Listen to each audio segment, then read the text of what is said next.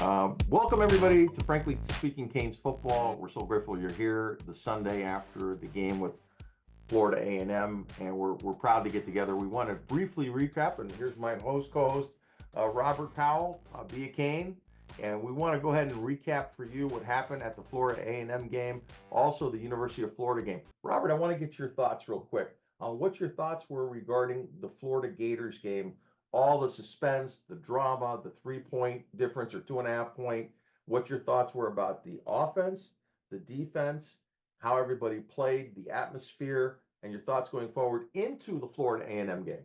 Yeah, Freddie. I thought that what we saw going into the FAMU game was just an extension of what we saw in the Florida game, right? You saw Cam Ward really having total control of the game. You saw the execution.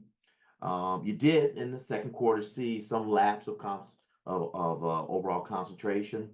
But at the same time, you just saw an extension, a continuation of what we saw in the Florida game.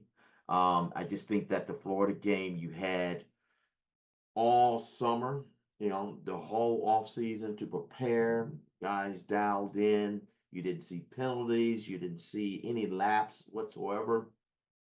I think once again, when you look at the opponent and some of the things that occurred in the FAMU game, second half, definitely you can imagine what that locker room was like coming out of that second quarter. And sure enough, they just continued to execute. It was good seeing a lot of the young players. You didn't get a chance to see that in the Florida game, but clearly just seeing how some of these players are beginning to really escalate and really do something at a different level than what we've seen in the past. So just continuation from the Florida game into the FAMU game. But overall, totally satisfied.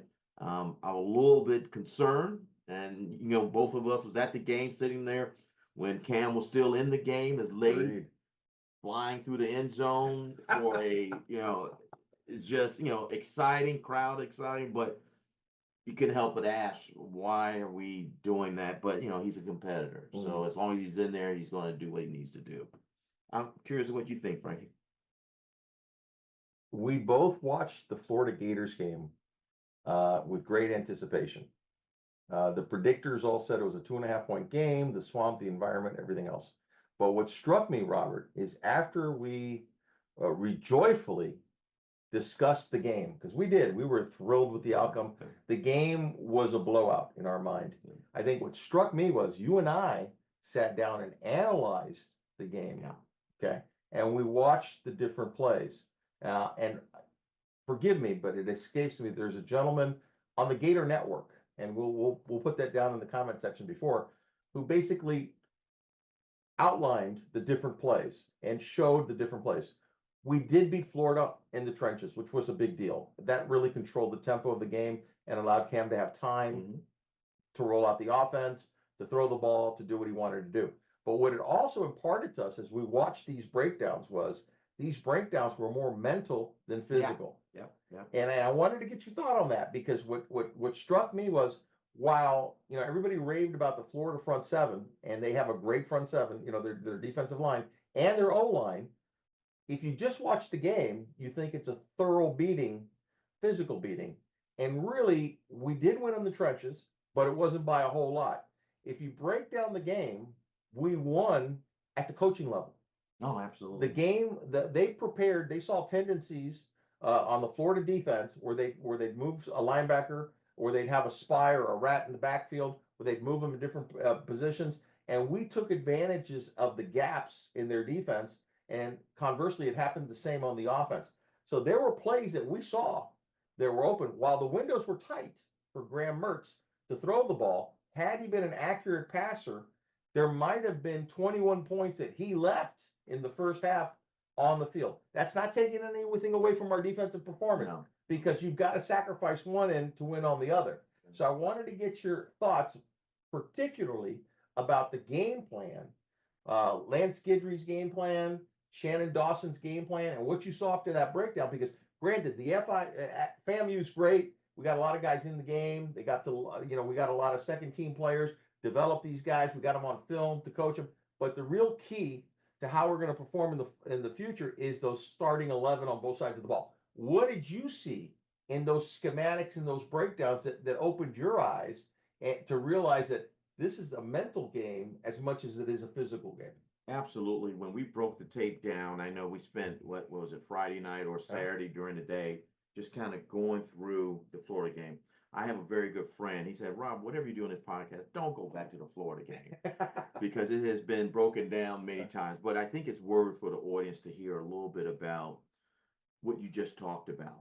And you saw it in the FAMU game, and you really see it in a game where the competition is a little bit, greater. And what you see is a difference not only in the coaching, but in what the quarterback play is. And the key to that mental toughness, preparation, and overall experience. Because what we saw from the Florida quarterback and not being able to anticipate throws, not throwing open the receivers, right? Great point. Huge. We saw 3 plays where, good coverage, but if the ball was thrown ahead of the Florida receiver, those were 2 or 3 touchdowns. Absolutely. So that comes from coaching, that comes from the quarterback's overall preparation, and it comes from the quarterback's overall ability, right, from experience to make those plays. And I believe with Cam, unlike what we've seen in the past with other quarterbacks, he has that level of competency where he can anticipate a throw. It was the one throw to X-Man. Oh, yeah. Before he even came out of the break, because the guy even showed that the ball was in flight and X-Man hadn't even made his turn. Those are huge differences. Conversely, to your point, we saw a play for the Florida Gators. Graham Mertz had all the time in the pocket. He had a guy going straight down the middle of the field who was about to make a break, and it was a post out. He was about to make a break. And rather than let the ball go and throw him open, which he would have done, and it would have been it would have been a quick 7 because it was one-on-one coverage. He couldn't do it. And it wasn't because he didn't have the time. Right. It was a smaller window. So your point about the small windows is huge. Being able to throw people open and throw into those windows and anticipate. Conversely, I want to flip it on you too on the FAMU. Yeah, we can talk about FAMU, group of 5. I don't even think it's a group of 5, but anyway, FAMU. Yeah. Okay. We didn't really game plan for that. It's vanilla, which is why you saw in the first half, we're running plays. It's kind of tight at 25-3. I think it's 25-9 actually, or 25-6. Something like that. We're not really game planning. My point being that as good as you are physically, and you have to be, you have to have these athletes, you have to be mentally prepared if you're going to win these games where the competition and the separation is just a matter of degrees. And I believe that Florida is a better team than they showed against Miami. And I think we're going to see it going forward. And the teams that we're going to play coming up that are good teams in our division, in our conference, I think we're going to see that it's all about coaching. Quick question. Georgia Tech, Boston College against FSU. Is that because Boston College and Georgia Tech have better athletes on the field? Is that the blue chip ratio? Is that because they recruited better? They did better in the transfer portal? Or was that all looking at scheme and tendencies? Because let's talk about McCormick. McCormick catches the first touchdown for Miami. Give me your thoughts on that play, what you saw, and why do you think they drew up that play against the Gators? Well, this is why I think they drew up the play. If the Gators have been watching film, they know that we did not throw to him. No. That we primarily use Cam, the 9-year player, as a blocking tight end, right? So when we look at the film, that linebacker is lined up right there in front of him. Once Cam began to engage in the blocking, the linebacker lost concentration. Okay, yep, that's exactly what they said 84 or whatever his number is going to do. He's blocking. As soon as he disengaged and started to drift across the back of the line of scrimmage, the linebacker realized, now, he's going out for a pass. So the point being is the coaching, being cognizant of your own tendencies and using that against your opponent. Absolutely. Right. That's brilliant because it goes back to what you said, being cognizant of your own tendencies and breaking them. And break That was a break in that tendency. Yeah. So yeah. I know folks want to focus on FAMU. There's a lot of good things.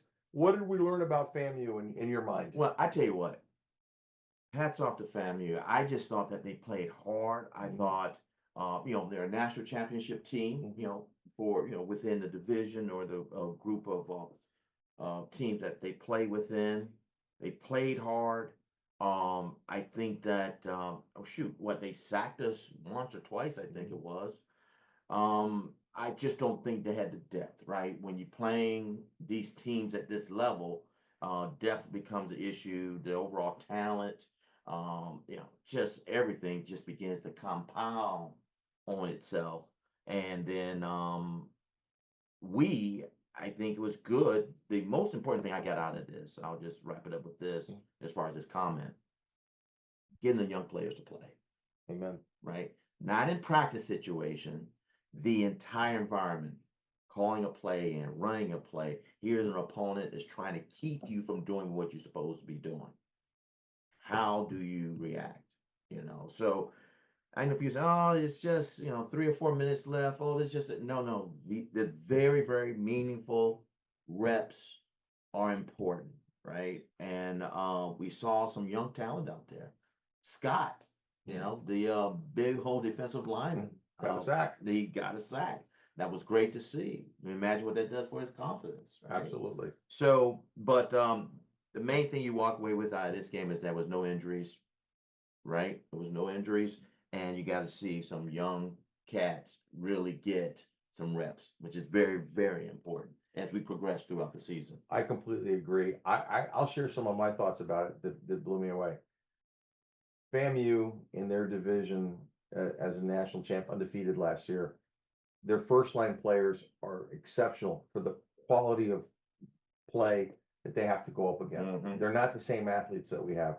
However, they were able to stay with us to a certain extent because we weren't scheming, we weren't game No. planning, we were playing vanilla offense while they were scheming and game planning and looking at our tendencies. Yep. Okay. Yep. So I think that's a big point, and I don't want to get that lost because when you get into those battles going forward where your athletes match up evenly with each other, you had better have better coaching or you're going to lose that game. I think Boston College taught us that. I think Georgia Tech taught us that. And look at Notre Dame. Oh man. Okay, you're going to tell me that Notre Dame can't match up physically with that team that they were playing?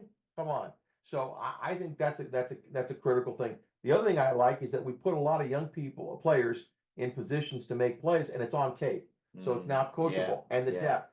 Our starting defensive tackle, Jalen Rivers, was out. Our left guard was out as well. Ryan Rodriguez, who played. Mhm. So McCoy came in, and so did Bell, who's that huge Yeah, 6'8" or 6'9", whatever Big tackle. So we have depth, and it goes to your point. You saw the dam break in the third quarter. Why?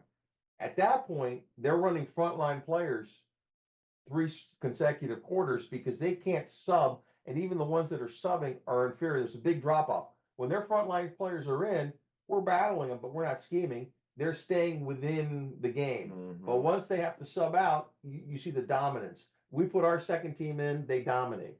And so I think that's a critical component. So I wanted to share that with you. I wanted to get your thoughts on, and I agree with you. Robert, my heart went up my throat when I saw Cam run for 8 yards and catapult the pylon to get a garbage touchdown. I'm sorry, it's a garbage touchdown. It's against a garbage team. For me, maybe it's because we have post-traumatic stress disorder for 20 years. I wouldn't have had that cat out there. Yeah, after the middle of the second quarter, he'd have been sat down. I don't care. Right. I mean, it's just, and it's the same thing with Martinez and all your prime starters. You want to get them out, but I do know that they need time to coalesce, and you can't play scared. Like they say, scared money don't make money. That's right. So that's the key. So I think they did well. I think they covered the spread. But now I want to ask you your thoughts on the current situation in the ACC. Mm. Now that we're full on ACC play, NC State got their teeth kicked in. You've got Georgia Tech lost, Boston College won. You've got some, you've now moving forward. Clemson won big against Appalachian State. How do you see the landscape in the ACC? And give me a team. I granted it's week 2, Mhm. but give me a team that you think we would not be favored against in our current schedule. You could talk to me about Cal, who surprised Auburn. We could start there. What are your thoughts? Well, Auburn is getting the hype because they're in the SEC, Oh yeah. right? How good they are, granted, I just be transparent. I don't follow Auburn. Cal looked good. The score was low. Um, Quarterback. the quarterback play, yeah. So I think Cal and I think we've said this before. We believe that is somewhat of a trap game. Oh yeah. Oh yeah. That's the scariest game for me. It's a very serious game.